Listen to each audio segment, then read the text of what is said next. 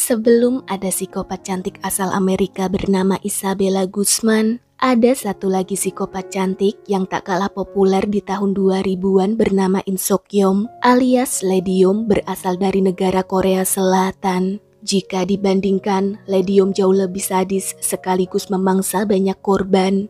Tak ada yang tahu pasti wajah asli wanita satu ini, kecuali keluarga dan orang-orang yang pernah berhubungan langsung dengan dia. Sebab ketika kasus Lee Di-yeom terkuak, media Korea Selatan tidak menampilkan muka dia secara terang-terangan. Tapi konon menurut orang-orang, paras asli Lee Di-yeom sangatlah cantik, mirip sekali dengan Park Jin-hye, seorang aktris ternama di Korea Selatan. Dan berikut kisah selengkapnya.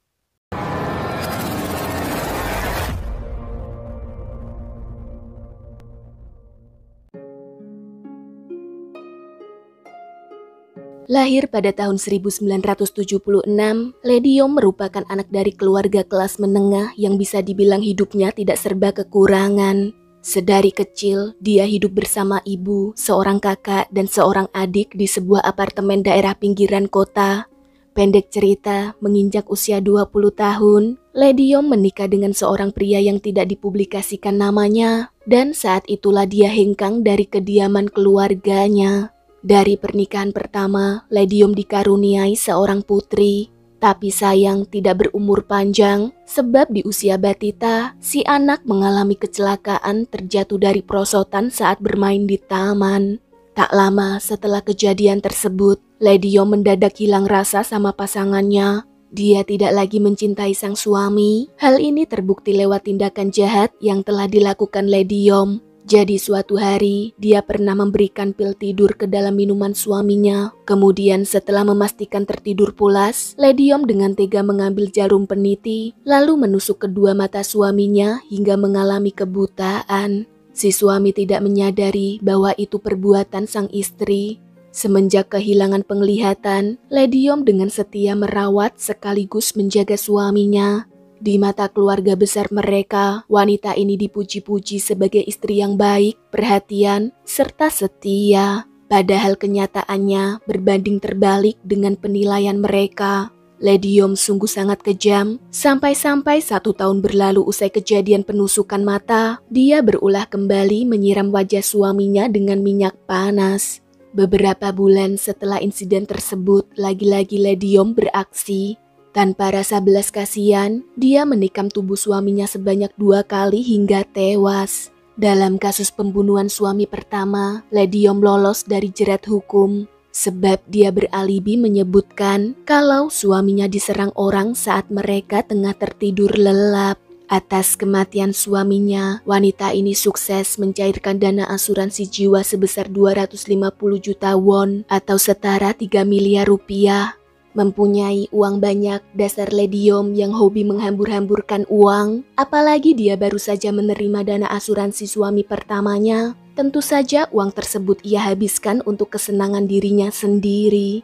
Entah itu belanja barang-barang branded, party di klub, ataupun merawat diri di salon. Menyandang status janda tidak membuat dia galau sama sekali. Nyatanya 2 bulan pasca ditinggal mati suami pertama, Lee Di-yeom menjalin hubungan dengan seorang pria lokal bernama Hong. Pertama kali hubungan mereka dimulai saat keduanya mendatangi sebuah bar. Pertemuan tidak sengaja itu membuat Hong jatuh hati, sampai pada akhirnya mereka menikah dan langsung merencanakan program hamil. Pernikahan Lee Di-yeom yang kedua ini sama seperti pernikahan pertama, yang mana dia menikah bukan sebab cinta, melainkan mengincar asupan dana asuransi selanjutnya. Terbukti setelah pernikahan mereka terdaftar di kantor catatan sipil, Lee Di-yeom kembali beraksi menggunakan teknik yang sama persis seperti apa yang telah dilakukan ke suami sebelumnya. Pertama-tama, dia mengasih obat tidur, lalu ketika sang suami tertidur lelap, dia akan berlanjut menusuk mata Hong dengan jarum peniti hingga mengalami kebutaan. Mungkin karena saking jago berakting, Lee Di-yeom tidak dicurigai oleh siapapun. Keluarga besar beserta Hong justru merasa Lee Di-yeom begitu perhatian dan telaten menemaninya saat menjalani perawatan di rumah sakit. Singkat waktu setelah diperbolehkan pulang, 2 bulan berikutnya kesehatan Hong semakin menurun, alhasil dia dilarikan lagi ke rumah sakit. Ketika keluarga besar suaminya berkunjung, Lady Yom menenangkan hati mereka, berkata kalau Hong cuma mengalami gejala sakit ringan dan paling akan sembuh dalam hitungan hari.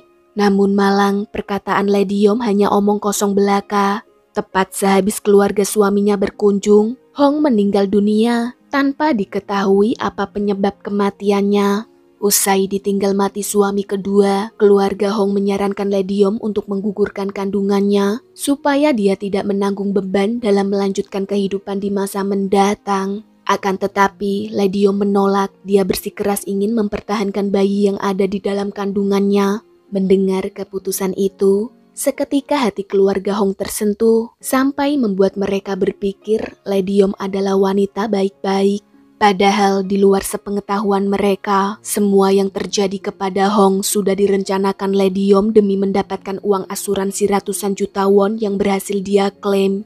Sukses mendapatkan apa yang dia inginkan, Lady Yom mendadak memutuskan hubungan silaturahmi dengan keluarga besar Hong.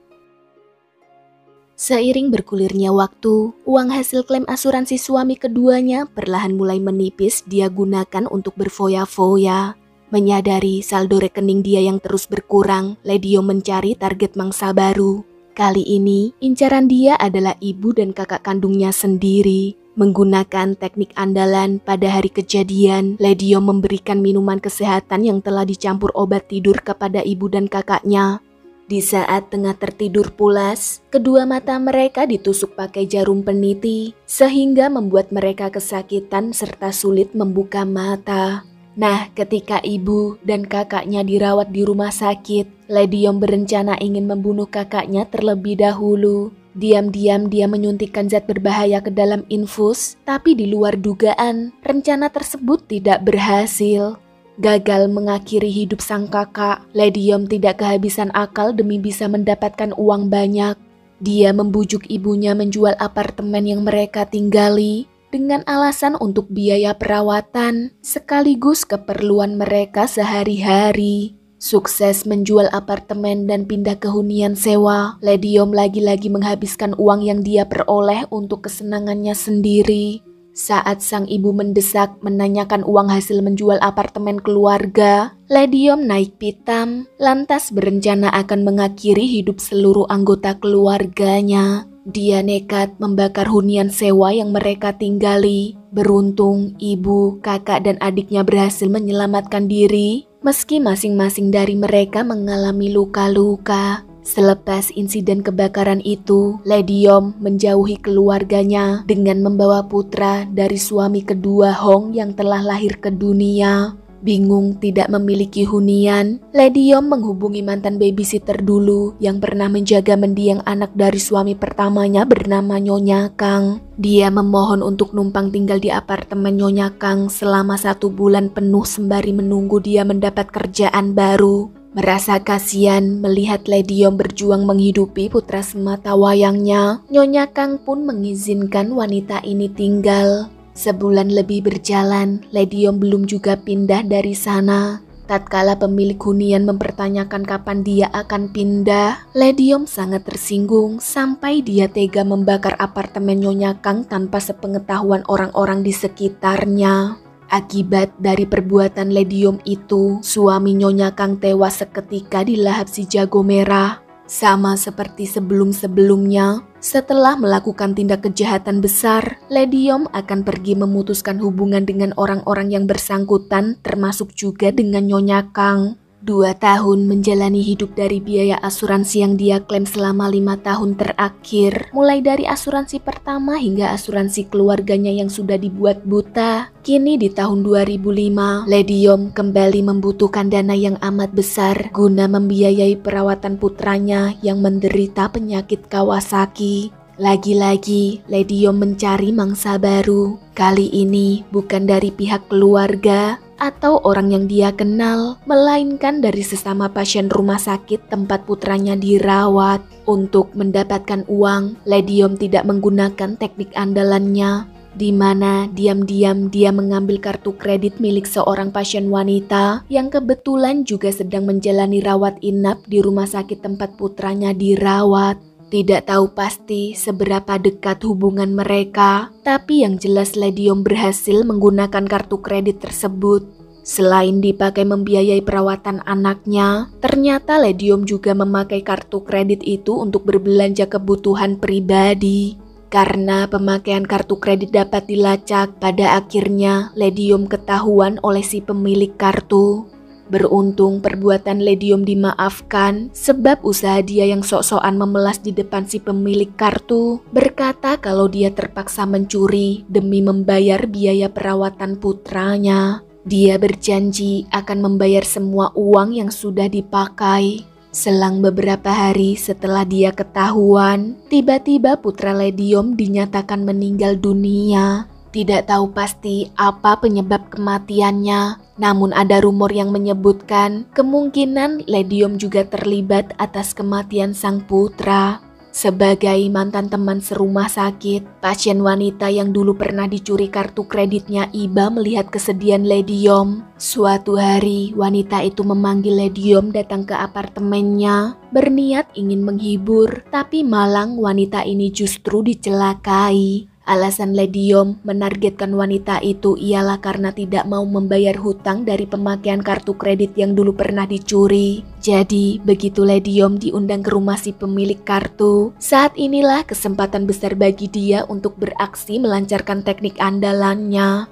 Langkah demi langkah Lediom lakukan, akan tetapi gagal saat dia berniat ingin membakar rumah sakit tempat di mana wanita itu dirawat. Sekian lama lolos dari tindak kejahatan yang ia lakukan, akhirnya pada bulan April tahun 2005, Lediom berurusan dengan polisi karena membakar gedung rumah sakit yang mana aksi dia tersebut terekam jelas di CCTV.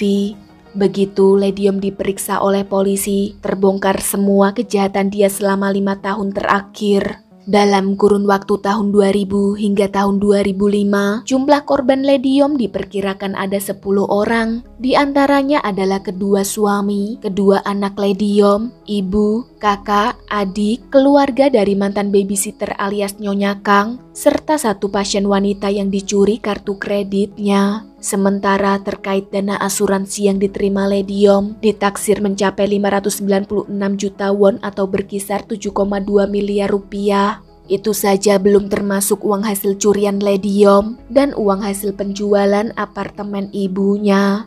Usut punya usut setelah diselidiki latar belakangnya. Ternyata dulu Lediom pernah bekerja menjadi broker asuransi di sebuah perusahaan lokal. Oleh sebab inilah, tak heran mengapa dia sangat katam tentang jenis kerugian serta kecelakaan apa saja yang dapat diajukan dalam mencairkan dana asuransi. Di antaranya yang kerap Lediom ajukan ialah klaim kebutaan, klaim kebakaran, dan satu lagi yaitu klaim meninggal dunia. Ketiga klaim tersebut ternyata digadang-gadang sebagai klaim dana asuransi terbesar di Korea Selatan masa itu.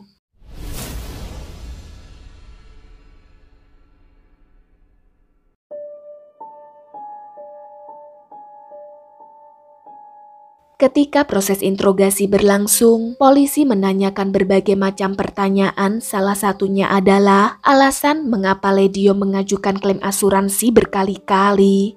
Menjawab pertanyaan polisi, Lediom mengaku kecanduan obat-obatan terlarang. Hal itu mendesak dia untuk melakukan segala cara supaya mendapatkan uang banyak tanpa harus bekerja keras. Namun pengakuan Lediom perihal kecanduan narkoba tersebut tidak terbukti sama sekali. Sebab saat melakukan pemeriksaan, hasil tes urin dan tes darah menunjukkan bahwa dia bukanlah pengguna obat-obatan terlarang.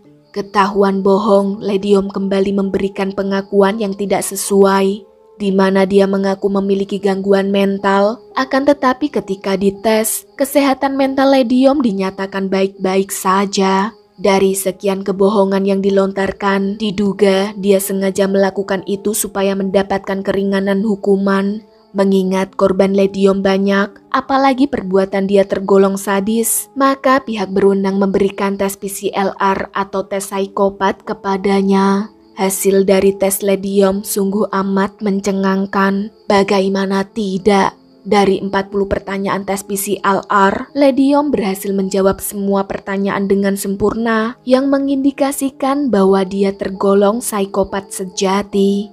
Akibat dari perbuatannya, pada bulan Desember tahun 2006, Lady Yom menerima hukuman penjara seumur hidup. Well, sekian dulu cerita kali ini. Sampai jumpa di pembahasan kasus berikutnya. Stay healthy and see you.